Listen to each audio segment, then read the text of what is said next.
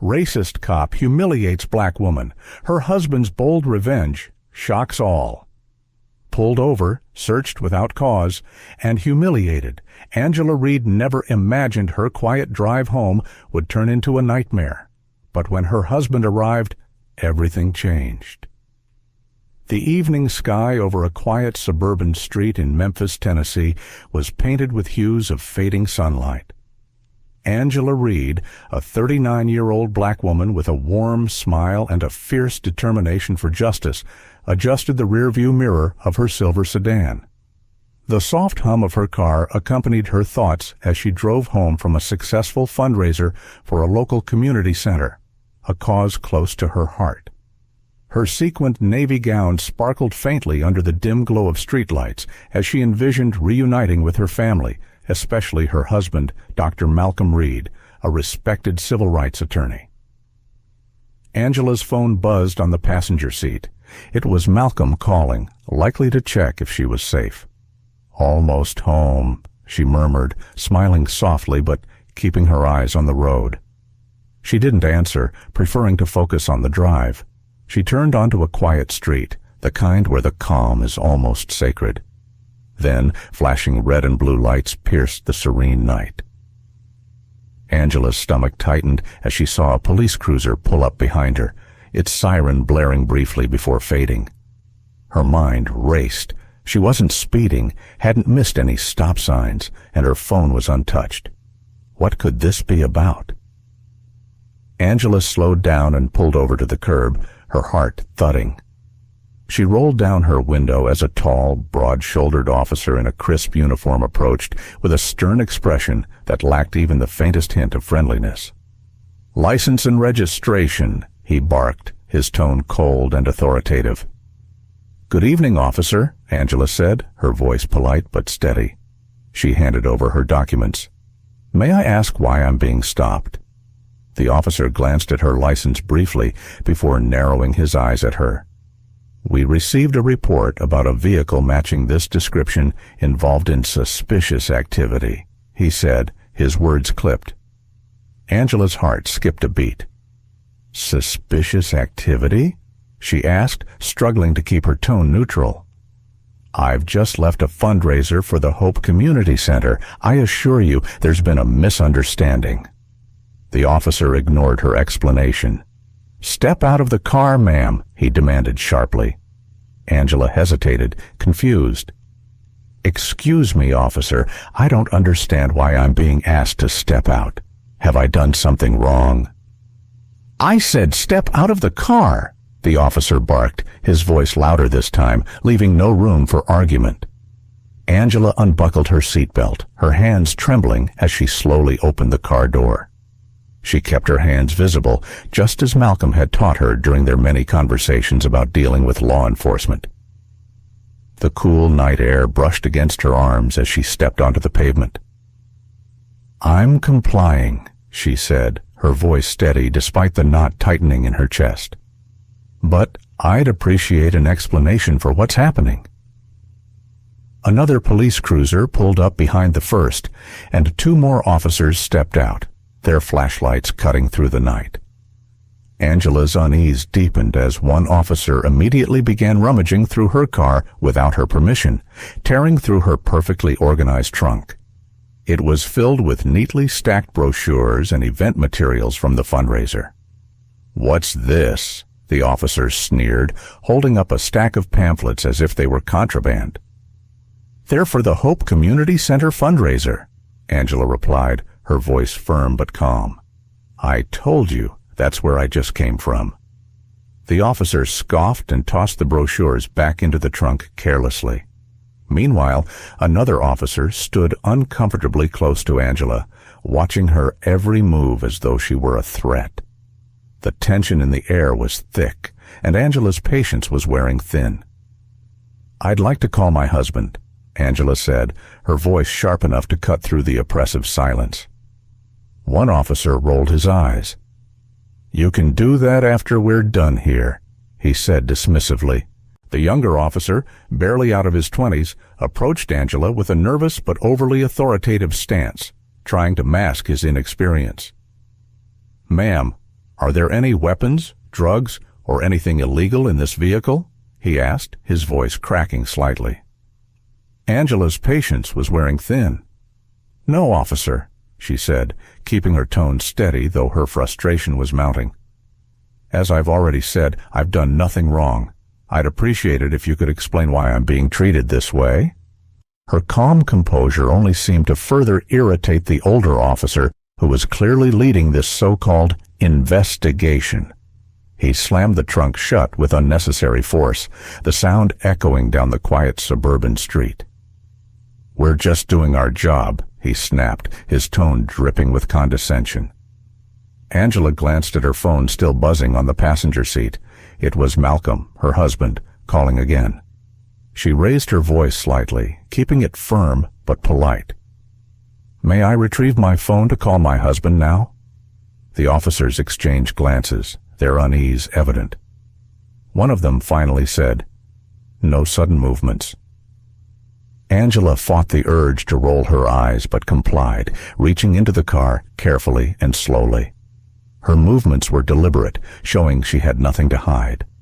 She grabbed her phone and stood tall, her presence unshaken despite the humiliation she felt.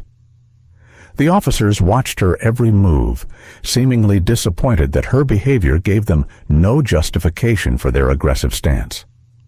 "We're running your plates and license," one officer muttered, stepping away.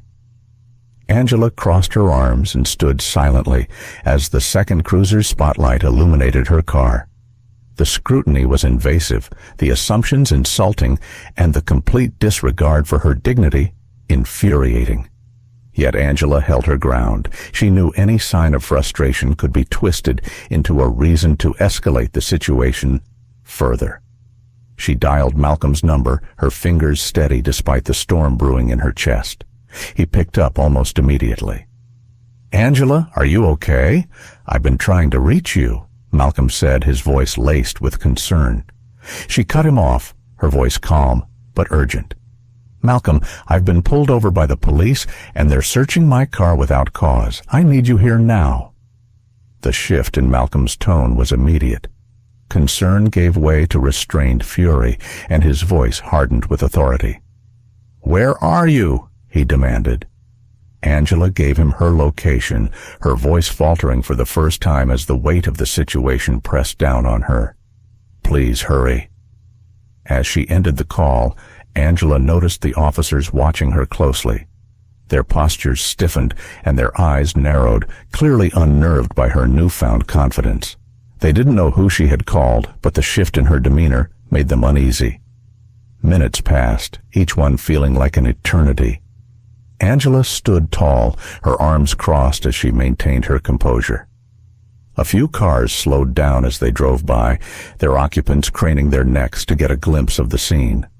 The humiliation of being treated like a criminal in front of onlookers stung, but Angela refused to let it show.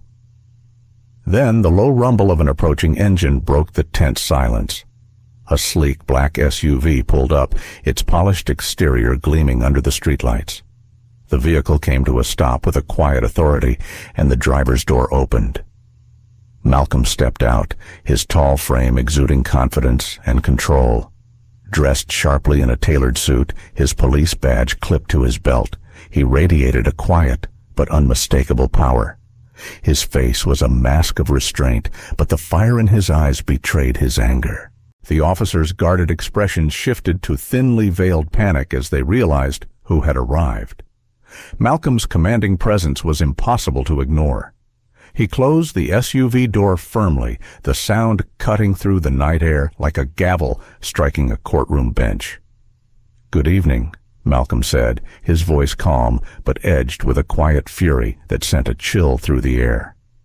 "I'm Malcolm Reed, Memphis Police Commissioner. Someone want to explain to me why my wife is being detained and her vehicle searched without cause." The older officer, clearly the one in charge, straightened his posture but avoided Malcolm's piercing gaze. "Sir, we're conducting an investigation," he said, his voice faltering slightly. "We received a report of suspicious activity involving a car matching this description." Malcolm's jaw tightened, his expression growing colder.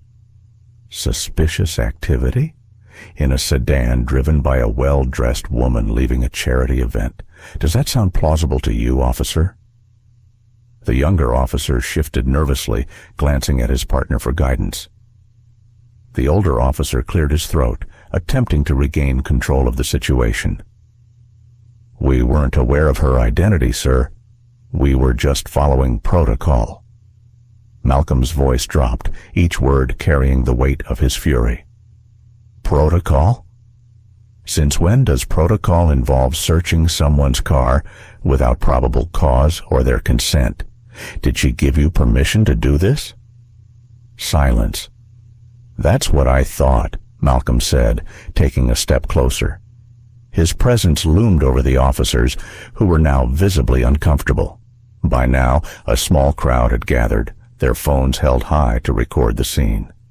The red and blue lights from the police cruisers bathed the street in an eerie glow, amplifying the tension. Angela spoke up, her voice steady but tinged with exhaustion.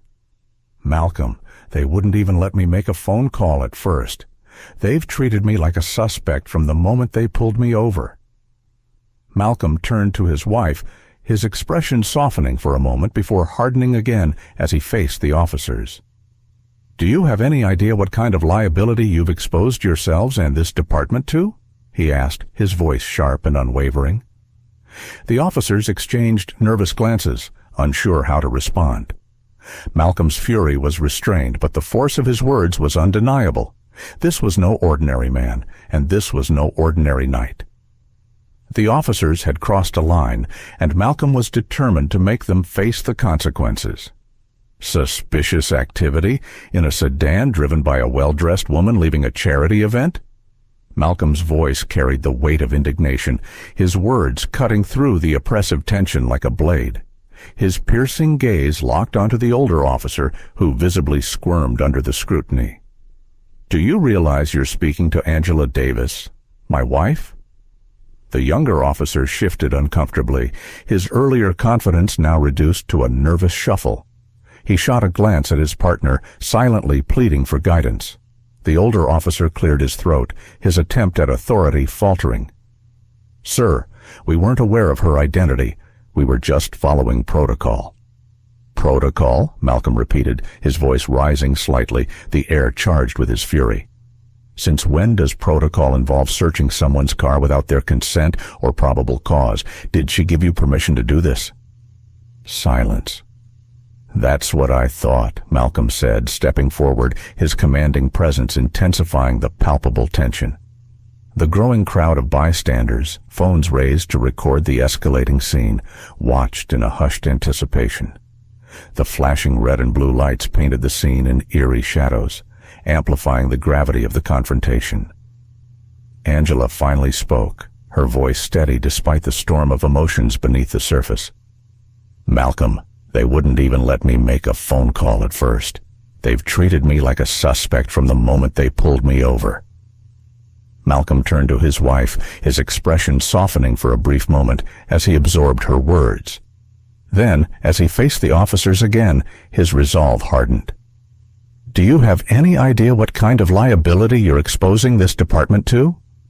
His tone was sharp, deliberate.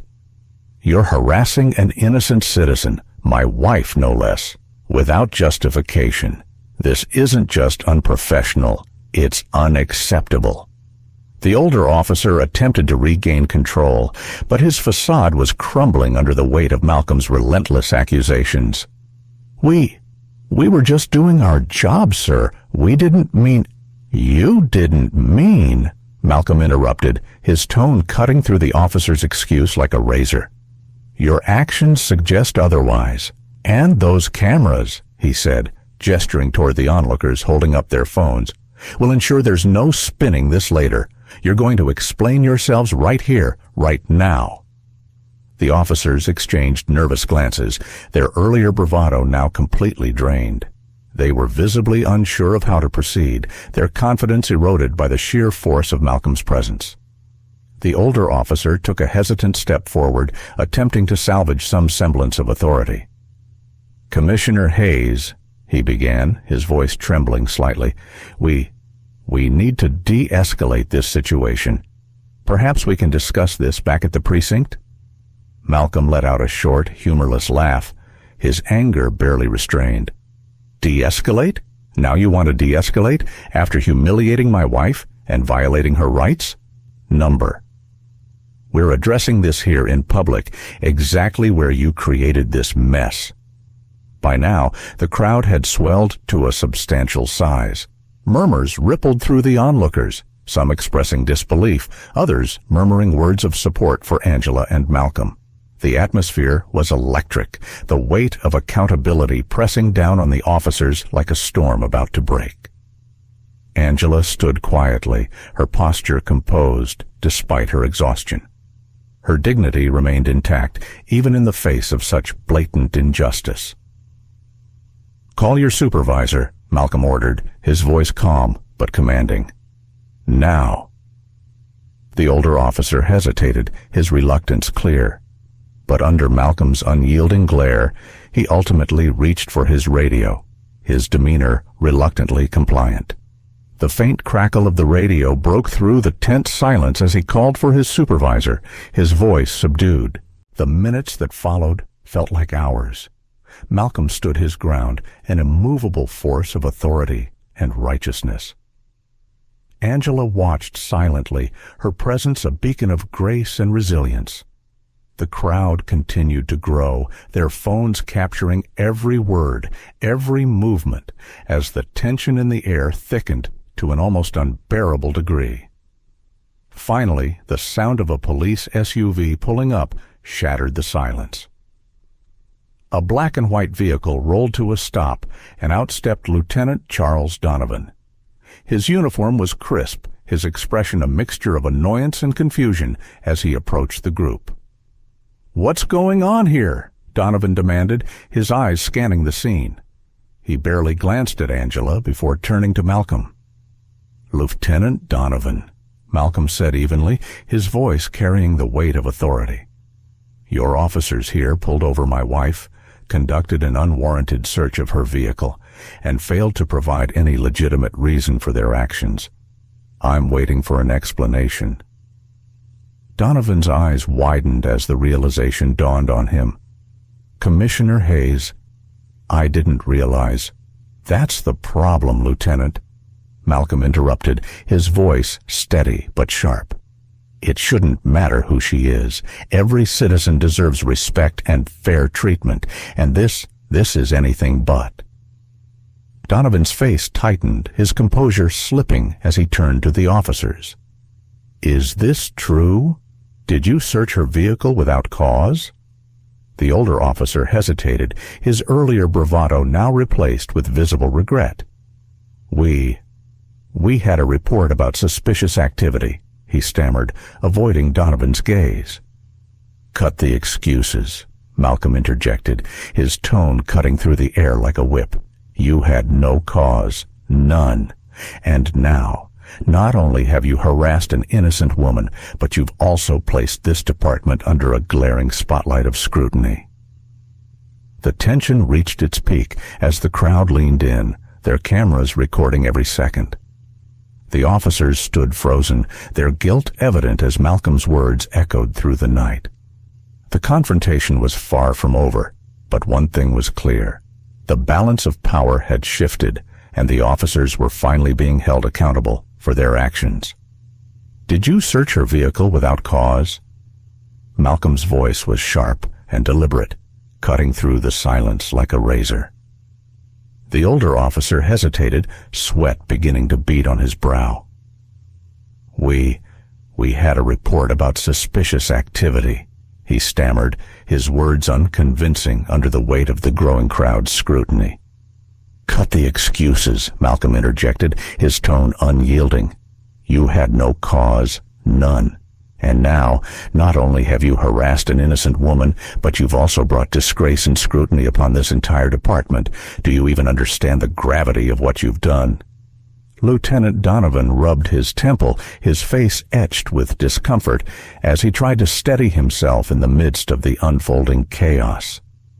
"Commissioner," he began cautiously, "I assure you this will be investigated thoroughly. I'll handle it personally." Malcolm stepped closer, his presence commanding. "This isn't just about an investigation," he said, his voice unwavering and resonating with purpose. "This is about accountability. You don't get to sweep this under the rug, not this time." The crowd murmured in agreement, their voices low but resolute as they captured every word on their phones. Malcolm turned to face the growing assembly, his gaze firm. "To everyone here," he began, raising his voice to ensure he was heard clearly, "this is the kind of behavior we've been fighting to eliminate in law enforcement. No one, no matter their status, their job, or their skin color, should ever have to endure this kind of treatment. This is why accountability matters." A ripple of applause spread through the onlookers, their energy electric as they began to voice their support. Angela stood silently, exhaustion evident in her posture, but the flicker of pride in her eyes spoke volumes. Malcolm's words carried the weight of her dignity and the shared struggle of countless others.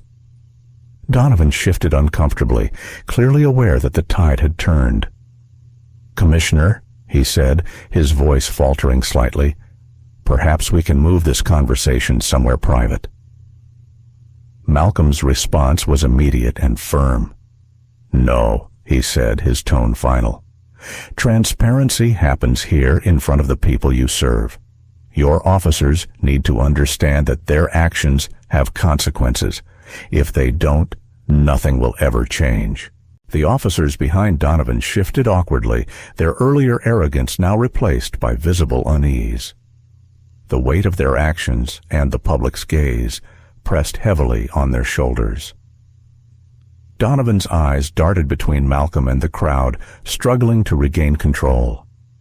But the balance of power had already shifted irrevocably, and it was clear there would be no escaping the consequences of what had unfolded. By the next morning, the events of that night had spread like wildfire. Video recordings of the confrontation flooded social media. News outlets picked up the story, airing the footage alongside headlines questioning the integrity of the Dallas County Police Department. Angela and Malcolm sat side by side at their dining table, the morning light filtering through the windows. Angela, still tired from the ordeal, sipped her coffee in silence while Malcolm scrolled through his phone, reading articles and comments. "They're calling it the Hayes incident," Malcolm said, his tone heavy with the weight of what had transpired. "I knew it would get attention, but this is bigger than I expected." Angela set her cup down, meeting his gaze with a steady resolve. "Malcolm," she said, her voice calm but firm, "it's not about us. It's about what this represents. How many people go through this every day and don't have the platform we do? They deserve justice, too." Malcolm nodded, his expression somber. "I've spent my entire career trying to root out this kind of behavior, and now it's clear. There's still so much more to do." Later that day, an emergency press conference was held. Malcolm stood at the podium, flanked by Angela and key members of the department's leadership team. The room was packed with reporters, their cameras flashing and microphones poised. "What happened last night was unacceptable," Malcolm began, his voice steady but resolute. "The actions of those officers were not just a violation of policy, they were a betrayal of the trust that this community places in its police force. Let me be clear. This is not who we are, and this is not who we will be." He paused, allowing his words to sink in before continuing. "There will be a full and transparent investigation into this incident. The officers involved have been placed on administrative leave, effective immediately. But this isn't just about disciplinary action, it's about systemic change. We need to ask ourselves why incidents like this continue to happen and what we, as leaders and as a society, are going to do about it." The crowd erupted into applause, their support palpable. Malcolm turned to Angela, who stepped forward to share her perspective.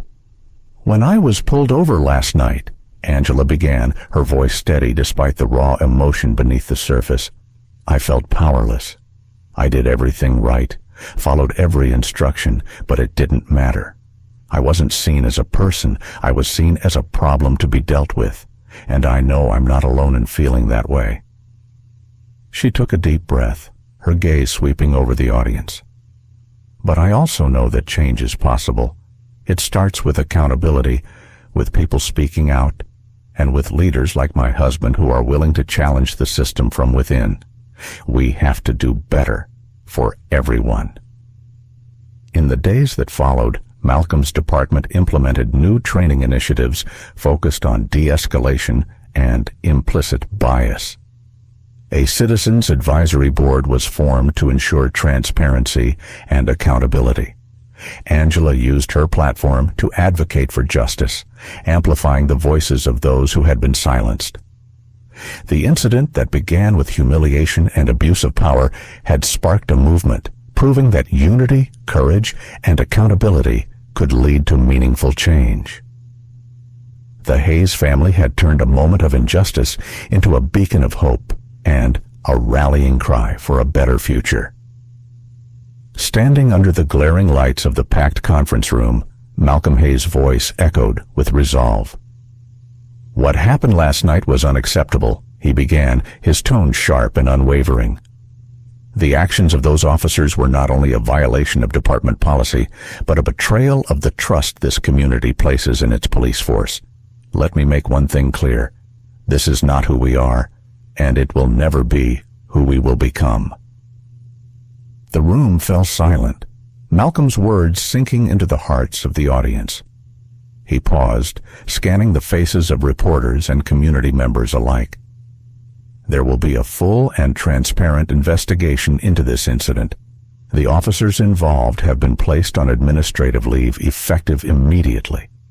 But this isn't just about disciplinary action, it's about addressing systemic flaws. It's time we asked ourselves why situations like this continue to occur, and, more importantly, what we as leaders and as a society will do to ensure they stop." Applause erupted, a mixture of anger and hope rippling through the room. Malcolm's expression remained stoic, his determination palpable. He turned toward Angela, who stood by his side. Her face, though weary, radiated strength as she stepped forward. Angela's voice was steady, but carried the weight of raw emotion. "When I was pulled over last night," she began, "I felt powerless. I did everything right. I followed every instruction, but it didn't matter. To them, I wasn't a person. I was a problem to be dealt with." She paused, her gaze meeting the audience's with piercing honesty. "And I know I'm not alone in feeling that way." Her words hung in the air, the silence almost deafening. Then, with a deep breath, Angela continued, "But I also know change is possible. It starts with accountability, with people speaking out, and with leaders, like my husband, willing to challenge the system from within. We can do better. We must do better for everyone." The applause this time was thunderous, a collective agreement that echoed the pain and hope in Angela's message. Her courage had struck a chord, resonating with those who had been silenced and ignored for far too long. In the days that followed, the fallout from the incident was swift and unrelenting. Videos of the confrontation spread like wildfire across social media.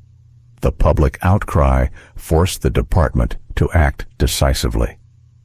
Malcolm spearheaded a series of reforms, introducing mandatory training programs on de-escalation techniques and implicit bias. A citizen advisory board was established to ensure transparency and hold the department accountable. Community leaders were brought into the fold, their voices amplified in discussions about rebuilding trust. The officers involved faced disciplinary action, with one resigning under mounting public pressure. Their actions served as a sobering reminder of how deep the roots of systemic racism ran and the urgent need to confront them head-on. Angela, once hesitant to share her experience, emerged as a powerful advocate for justice. She traveled across the state, speaking at forums, schools, and rallies, using her platform to amplify the voices of those who couldn't speak for themselves. "It's not just about what happened to me," she often said. "It's about ensuring it doesn't happen to anyone else." Her words were not born of anger, but of hope. Hope that her story would spark conversations, inspire action, and pave the way for a more just and equitable society. The Hayes family's ordeal became a rallying cry, a symbol of the power of unity and the courage to stand up against injustice. It wasn't an easy road, and the fight was far from over. But with every speech, every reform, and every step forward, they proved that real change begins with accountability and the unyielding belief that a better world is possible. And so they faced the future together, fueled by conviction, courage, and the unwavering hope that their actions would inspire others to speak up and make a difference. The story of the Hayes family reminds us that courage, unity, and accountability are essential in confronting injustice. Racism and abuse of power thrive when met with silence, but speaking out can spark meaningful change. It's vital to hold those in authority accountable and to demand systemic reforms that ensure fairness for all. Angela's strength shows that even in the face of discrimination, dignity and resilience can inspire others to act. Today, we must stand together as a community, challenge inequality wherever we see it, and amplify the voices of those silenced. Change begins with us, through action, solidarity, and hope.